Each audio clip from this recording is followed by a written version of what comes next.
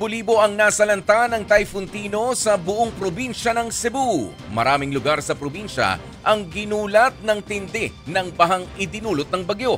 Narito ang report ni Dave Abuel.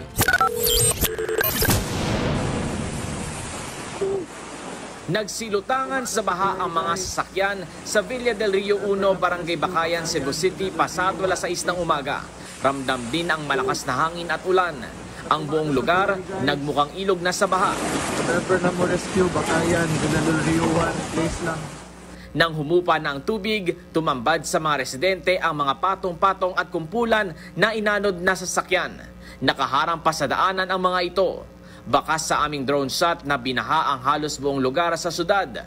Maraming bahay at ari-arian ang nasira. Nabalot pa ng putik ang mga kalsada.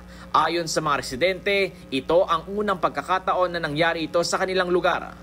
Sobrang takot.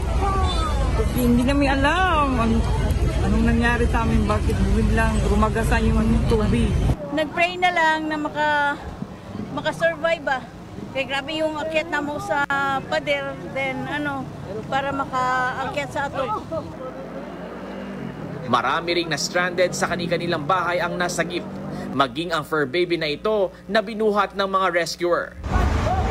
Sa Barangay Lorega naman, gumamit na ng hose ang bombero para kapitan ng mga binahang residente.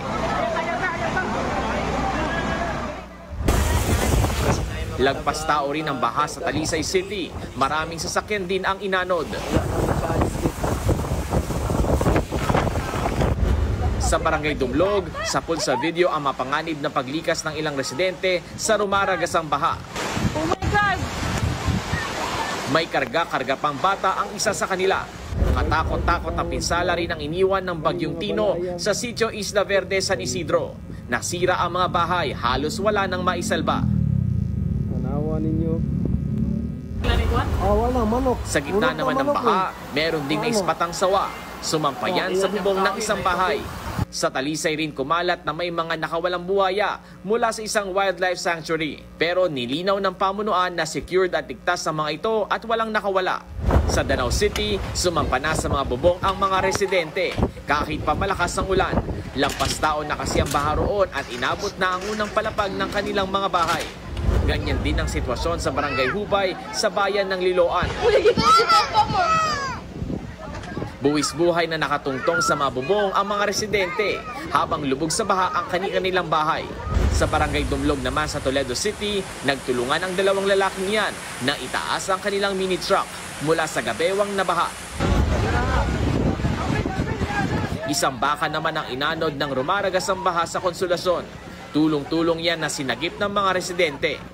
Sa situational report ng provincial government, umabot na sa higit 32,000 ang mga pamilyang lumikas sa mga evacuation center.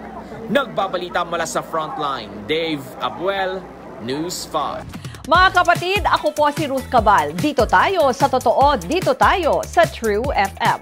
Mag-follow at mag-subscribe din po kayo sa aming social media accounts at True Network PH. Diyan po yan sa aming X na dating Twitter, sa FB, sa Instagram, sa YouTube, sa TikTok at sa mga podcast. At syempre, tutok din po kayo sa Signal True TV Channel 19.